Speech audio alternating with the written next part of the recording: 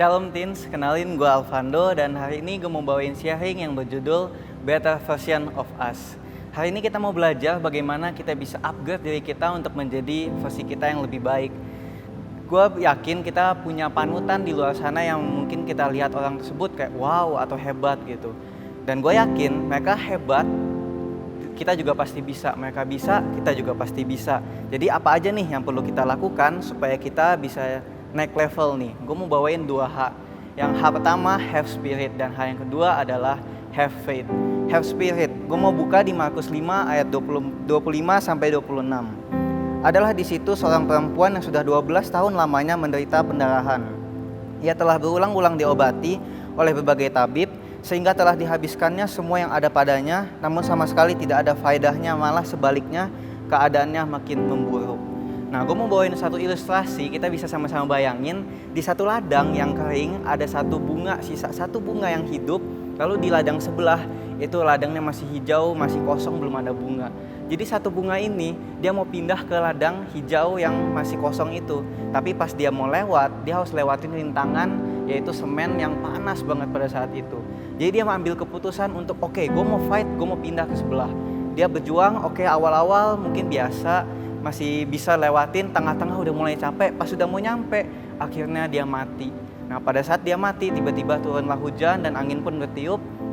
Akhirnya serbuk sari dari bunga yang mati tadi, semua ke ladang yang hijau tadi, dari serbuk sari itu akhirnya tumbuh bunga, jadi ladang bunga yang banyak.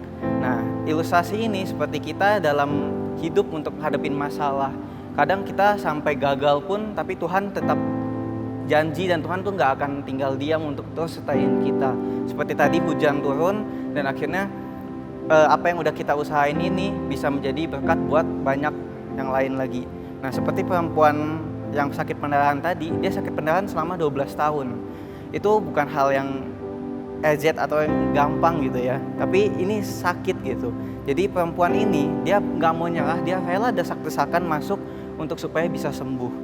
Kadang kita tuh cenderung untuk menyerah gitu, tapi gue mau ajak kita untuk punya mindset yang positif. Pada saat kita dapat masalah, kita harus ucapkan firman, ucapkan hal yang bisa membangkitkan kita dalam situasi susah kita. Jangan lupa kalau kita itu punya Tuhan yang dahsyat yang bisa lakuin segala hal. Terus yang kedua, have faith. Itu ada di ayat 35 sampai 36. Itu tentang perempuan yang tadi. Terus habis itu ada satu kepala rumah ibadat pada saat itu ketemu Tuhan dan dia minta tolong anaknya untuk disembuhkan. Tapi terjadi penundaan dan akhirnya anak tersebut mati. Jadi awalnya yang dia mau minta tolong Tuhan sembuhkan, tapi akhirnya mati. Kenapa? Karena ada perempuan yang sakit pendarahan tadi. Nah, kita bisa lihat respon dari kepala rumah ibadat ini. Dia tidak kecewa sama Tuhan, tapi dia tetap sabar dan dia have faith in God.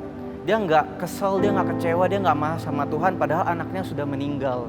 Karena satu orang ini yang sakit, akhirnya anaknya meninggal. Tapi dia tetap percaya sama rencana Tuhan. Dia tetap tahu kalau Tuhan pasti bakal kasih yang terbaik buat dia.